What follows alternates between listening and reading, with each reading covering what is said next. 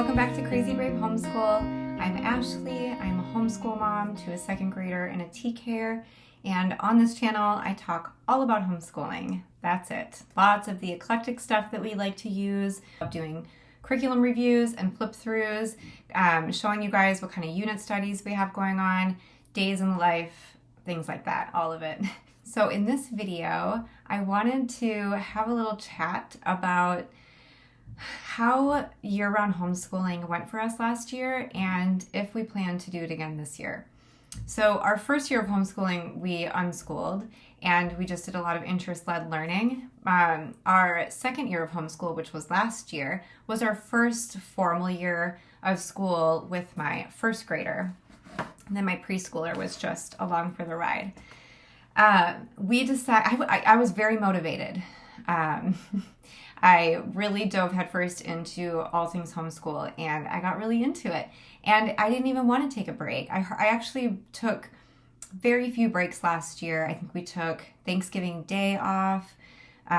We took maybe 3 or 4 days around Christmas off. But then by the time spring break rolled around, I was like, oh my God, I have to take a break. And I took a full week off for spring break, which was truly needed. But I did decide last year that we were going to year-round homeschool. And a big reason, well, let's see, I had a few reasons. One of them being I just liked the idea of it. I liked the idea of keeping education as like this normal part of a child's routine. I think I feared that if we treated it like a public school schedule, that the kids would kind of grow to resent school and just look forward to summer and just, try to get through it until they could have this mega break. And then I worried that when school came around again, they'd be like dreading it, kind of like I did, or maybe you did when we went to public school. And I really remember how much I loved summer vacation. But I figured, why not just treat homeschool as a normal part of our routine so that there's less resentment. Okay, interrupted. I don't totally remember what I was saying, but I want to normalize the fact that education is like a part of our everyday. So that's where my head was at last year. I thought, let's just make it like more of our home routine, right? Plus, we were only schooling for 2 hours a day. So another big reason I wanted to school last year specifically was because my daughter was behind with reading and I really kind of wanted to keep going with her and not stop because, we were behind, or not so much because that matters, but because it was a struggle for her. And so I just kind of wanted to keep working that muscle with her. And I think ultimately that was a good decision. I did take it easy last year. We only did our phonics, math, and Treehouse Schoolhouse summer nature study alongside a literary guide from Hearth Magic that had 3 different books. Actually 2 literary guides. We did Secret Garden and then we did a Scandinavian one. So we did all of that 3 days a week throughout the summer. We got very sick last summer, so that was really rough. I'm sure that there were some lost school days there. But ultimately, the way that I felt by the end of summer and then rolling into the beginning of second grade wasn't good. I felt totally ill-prepared, even though I was prepared with our curriculum and our schedule. I definitely plan ahead.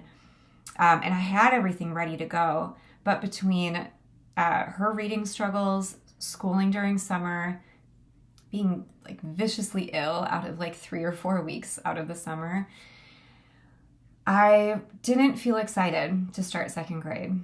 I felt totally overwhelmed. And I remember that feeling and just thinking, I don't want to feel this way again. Like, I want to feel rejuvenated, ready to start the next school year. And I definitely didn't feel that way at all. So unfortunately, just this has been a great year, but starting second grade and TK with my younger one was not as exciting as I felt starting the year before. So with that being said, we will not be year-round homeschooling this year. My daughter is at definitely a better place with reading. She's doing great with math. I mostly just need a break for myself. And guess what? The kids deserve a break too. What I have found, kind of going back to that, making their education a part of everyday life, I think that I've maybe changed my tune a little bit, because here's what I think. Learning can be very difficult. Learning new concepts, getting better and better at something takes time and energy and a lot of mental work. And the kids deserve a break. Like, it's not all easy. Of course, I try to bring in a lot of fun into our homeschool, but I don't think, and I'm just speaking for me, I know year-round homeschooling works really well for a lot of families. And I think that maybe a lot of families who year-round homeschool are way better at taking breaks throughout the year than I am. And if we ever were to consider it again, I know that I would need to put more breaks in. But this is just where I stand this year, right now, today. I think that the children deserve to enjoy, I think my children deserve to enjoy their summer. I think I deserve to enjoy the summer, and to just give me that 8 weeks off so that I can really prepare myself for the next school year. Will we do nothing?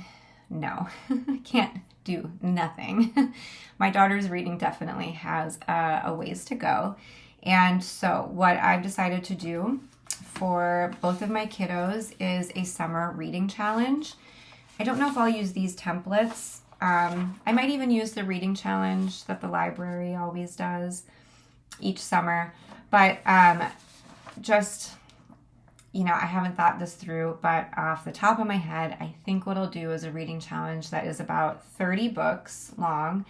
My daughter's not at the place where she's reading chapter books, so I'm just talking like easy readers.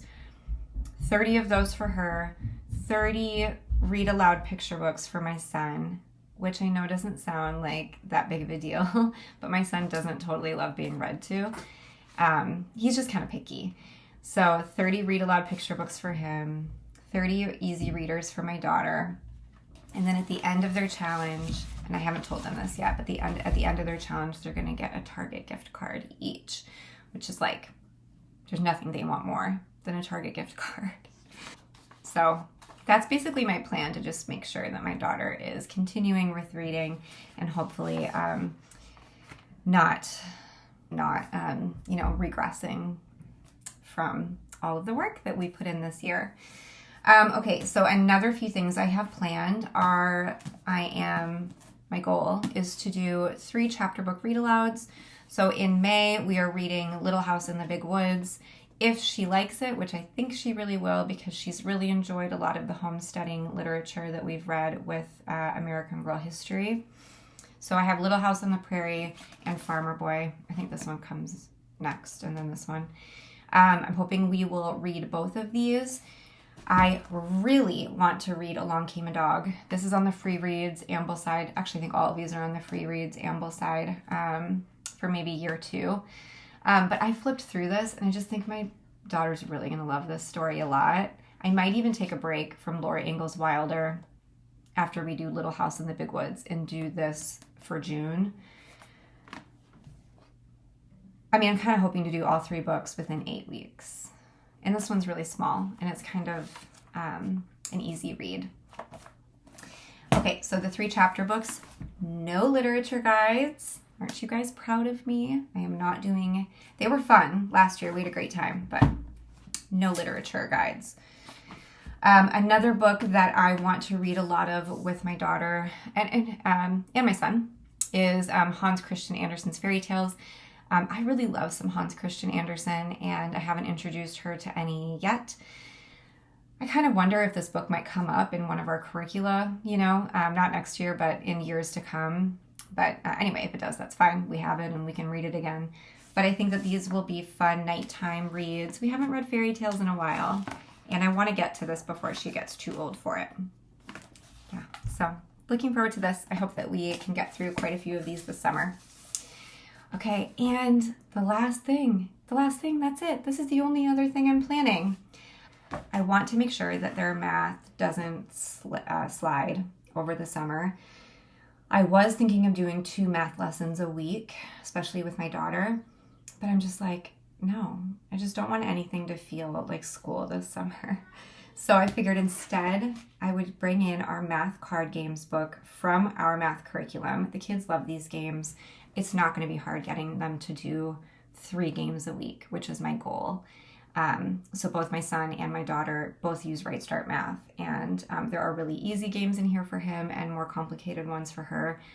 I'm really excited about this plan. I think this is just a perfect way to keep any regression from happening with the math that they learned this year. And that's it. I'm not going to go into like any family plans for the summer. A lot of those things are still up in the air. So I would love to know your summer plans.